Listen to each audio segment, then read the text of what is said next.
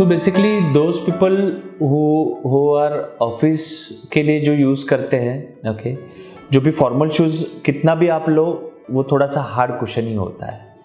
So if you are standing for a longer period of time, sitting for a longer period of time, फिर भी आपका वो hard जो भी cushion है वो आपको प्रॉब्लम देता है.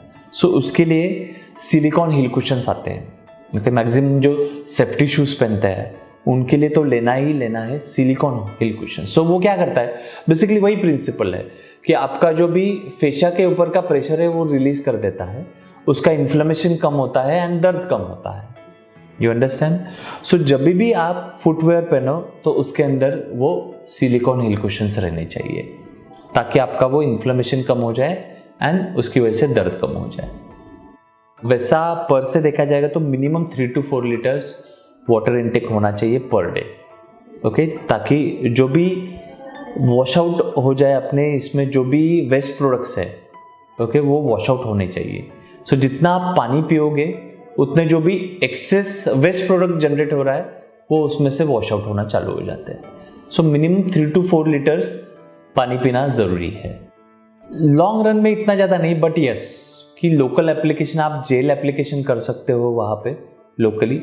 तो सी इनडायरेक्टली अपने को क्या करना है, वहाँ का इन्फ्लेमेशन कम करना है.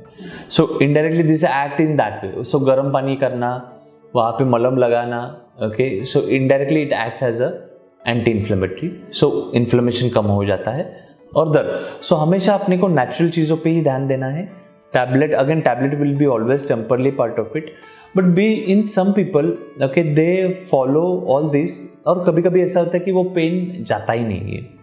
ओके, बट कैसा है, अगर मैंने अभी तक जितने भी चीज़ें बोली है अगर वो फॉलो कर रहे हो तो 99% पेन कम होना ही चाहिए.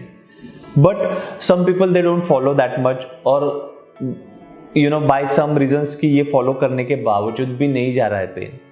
सो देर इज़ अ लास्ट पर्याय जिसमें हम लोग क्या करते हैं, लास्ट ऑप्शन, कि हम लोग वहाँ पे इंजेक्शन देते हैं लोकली. ओके, सो इंजेक्शन से क्या होता है, जहाँ पे भी प्लांटर फेशिया है, जहाँ पे भी इन्फ्लेमेशन हुआ है वहाँ पे हम लोग डायरेक्टली इंजेक्शन डाल देते हैं और उसकी वजह से उसका इन्फ्लेमेशन कम होता है और दर्द कम होता है. सो इनडायरेक्टली अपना मेन एम वही है कि उसके ऊपर का इन्फ्लेमेशन कम करना है.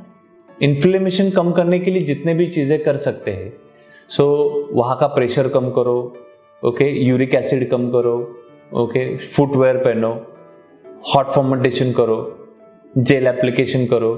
सो ये जो नेचुरल चीज़ें हैं, वजन कम करो, उसके ऊपर ही ध्यान देना है. That's it. वो जितना आप करते जाओगे आपका धीरे धीरे धीरे पेन कब खत्म हो जाएगा पता भी नहीं चलेगा. It's like that. So basically कैसा है कि अगर आप ये चीज़ को अगर इग्नोर करते जाते हो, ओके, ठीक है चलो हील पेन हो रहा है, हो जाएगा ठीक, हो जाएगा ठीक, हो जाएगा, तो स्लोली क्या होता है, then it affects your overall health. मतलब क्या होता है कि हील पेन हो रहा है बिकॉज ऑफ आप उसकी वजह से बाद में एक्सरसाइज नहीं करते, ज़्यादा चल नहीं पाते, ओके, जो भी नॉर्मल चीज़ें जो आप पहले कर पाते थे बाद में वो करने नहीं होती हैं.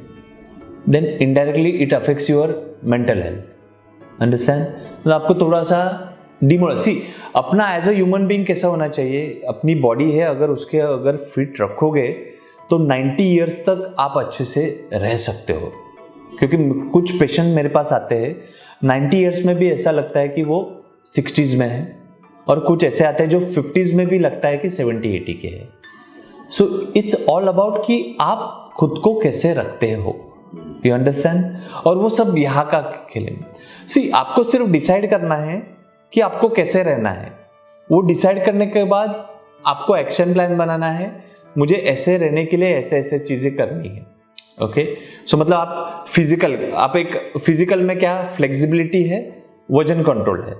सो आप उसके लिए भी एक्शन प्लान बना सकते हो कि बाबा मुझे डेली ये एक्सरसाइज करने हैं या व्हाटएवर स्ट्रेचिंग करना है.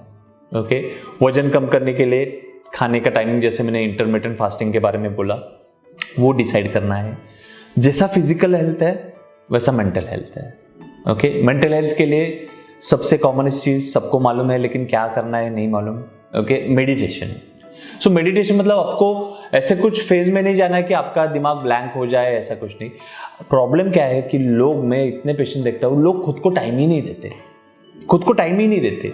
मतलब everybody has only 24 hours, no one has single second more than that. Okay, so वो 24 घंटे में आप खुद को कितना टाइम देते हो वो बहुत ज़्यादा इंपॉर्टेंट है। मतलब 24 घंटे में 1 आवर ऐसा होना चाहिए आपके लाइफ में, आप ना आपके फैमिली के बारे में सोच रहे हो, ना आप आपके करियर के बारे में सोच रहे हो, ओके, ना आप ग्रोथ के बारे में सोच रहे हो। आपको सिर्फ सोचना है कि आप खुद के फिजिकल एंड मेंटल एस्पेक्ट में कितना ग्रोथ कर सकते हो, और उसके लिए डेली कंसिस्टेंटली टाइम निकालना है। ओके, अपने आप you will be good in your financial aspect, career aspect, family aspect। जब आप खुद को टाइम देना चालू करते हो, ओके, अपने आप आपके आजू बाजू की सब चीज़ें ग्रो करना चालू हो जाती है, and that is very important. So लोग वही नहीं समझते, लोग खुद के लिए टाइम ही नहीं देते। सो मेरा वही कहना है कि हर एक लड़के को दिन का 1 घंटा तो देना है खुद को, उसमें से 15 से 20 मिनट अपने माइंड के लिए, और 1 घंटा, आधा 1 घंटा, वॉट एवर जो भी है, अपने फिजिकल हेल्थ के लिए।